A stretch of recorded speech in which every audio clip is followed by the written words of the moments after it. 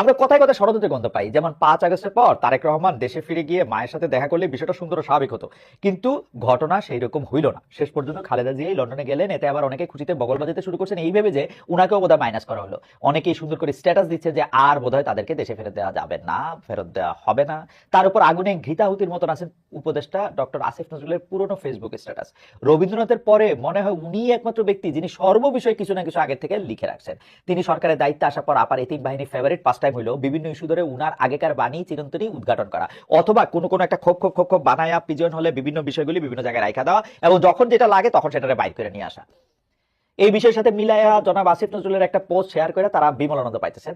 Coat, গুম বা খুনের ভালো বিকল্প হতে পারে কাউকে সরকারি ঘোষণায় অসুস্থ বানিয়ে বিদেশে পাঠিয়ে দেওয়া। এ সবই কষ্ট কল্পনা, যার বুদবুদ বড় হইতে হইতে আরো বড় বুদবুদ হয়। শেখ হাসিনার সময় আমরা এরকম দেখছি। একবার ওঠানো হয়েছিল যে তার ক্যান্সার, একদম আওয়ামী লীগের ভিতরে কার নিজস্ব খবর দেওয়া বলা হয়েছিল যে শেখ হাসিনার ক্যান্সার, তিনি বেশি দিন বাঁচবেন না, তিনি এই জন্য জনসমক্ষে আসতেছে না, ইত্যাদি ইত্যাদি ইত্যাদি। আরো বলা হয়েছিল যে তার দুই বোনে মানে শেখ হাসিনা এবং শেখ রেহানা এমন ধুন্ধুমার মারামারি লাগছে, তাদের মুখ দেখা থেকে বন্ধ, এইবার বোধহয় পাওয়ার স্ট্রাগল শুরু হইলো। কিন্তু এই সবই আমার ধারণা, সবই ছিল হচ্ছে উইশফুল থিঙ্কিং। এইসব ভাবনা চিন্তা দেখলে মনে হয় যে এটা আসলে উইশফুল থিঙ্কিং এর চেয়ে বড় কিছু। মানে এইসব ভাবনা চিন্তা দেখলে মনে হয় যে ডুবন্ত লোকেরা না হয় খড়কুটা দেরা বেঁচে থাকতে চায়, এরা যে কি ধরতেছে আল্লাহ জানে।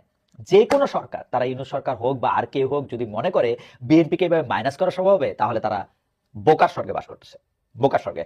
সেনাপ্রধান সস্ত্রীক বেগম জিয়াকে দেখতে গেছিলেন, এইটা নিয়েও বিভিন্ন কথা শোনা গেছে। এই ভদ্রতা, এই আদব আমাদের সাধারণ সামাজিকতা, ধর্মের অংশ তো বটেই। সেনাবাহিনীতে এইসব বিষয় আরো বড় ব্যাপার, মানে সাবেক সেনাপ্রধানের স্ত্রীর সঙ্গে দেখা করতে যাওয়া সস্ত্রী, সেগুলি সেনাবাহিনীতে চলেই। বেগম জিয়াকে দেখতে যাওয়াটা এই ক্ষেত্রে স্বাভাবিক, কিন্তু বাংলাদেশে কোনো বড় এবং স্বাভাবিক বিষয় সচরাচর ঘটে না। বেগম জিয়া বহুদিন ধরে অসুস্থ, অন্তত 8-10টা সেনাপ্রধান তো এর মধ্যে পারই হয়েছেন, কেউ তো এই স্বাভাবিক কাজটা করেন নাই। ওয়াকুরুজ্জামান কেন করলেন? হয়তো অন্য কোথাও বৃষ্টি হয়েছে, এখানে ডুবেছে ঘাস, তা বৃষ্টিটা হইলো কোথায়?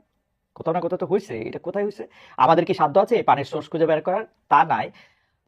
তাইলে তাইলে নেক্সট বেস্ট কাজ হলো যা আমরা করতে পারি তা হলো যুক্তিসঙ্গত অনুমান। আমার ঝাপসা লেন্সে যেমন দেখা যায় তাতে এইটুকু অন্তত বুঝতে পারি যে এই সাক্ষাৎ একটা তাৎপর্যপূর্ণ ঘটনা। কেন? আমার অনুমানের সিন্ধুক থেকে যে কটা সম্ভাব্য কারণ আমি বের করতে পারতেছি তার কয়েকটা বলি আপনাদের। এক, নির্বাচন যবেই হোক এইটা একরকম বোঝা যাচ্ছে যে বিএনপি সরকারের আশা সম্ভাবনায় বেশি। সেক্ষেত্রে আমি যদি জানি আমার নেক্সট বস কে হইতে যাইতেছেন, তার কাছে গিয়ে কি একটু হাজিরা দিয়ে আসবো না? বিগত সেনাপ্রধানের কেউ কেউ তো চাকরি টিকানোর জন্য ইন্ডিয়া পর্যন্ত দৌড় দিছিলেন। আমরা বলতে চাই না যে ওয়াকা সাহেব এই জন্যই গেছেন, কিন্তু এটা একটা কারণ হইতেই পারে। কারণ একটা এটা হইতে পারে কিন্তু। 2 নাম্বার, খালেদা জিয়া বহুদিন ধরে অসুস্থ। সেনাপ্রধান হয়তো সরজমিনে বুঝতে গেছিলেন তার পক্ষে রাষ্ট্র পরিচালনা সম্ভব কিনা। আমরা এতদিন বাইরের থেকে দেখা জানছি, বেগম জিয়া ডাক্তারের ভাষ্য থেকে জানছি, অথবা বিএনপির ভাষ্য থেকে জানছি, কিন্তু আসলে উনি কেমন আছেন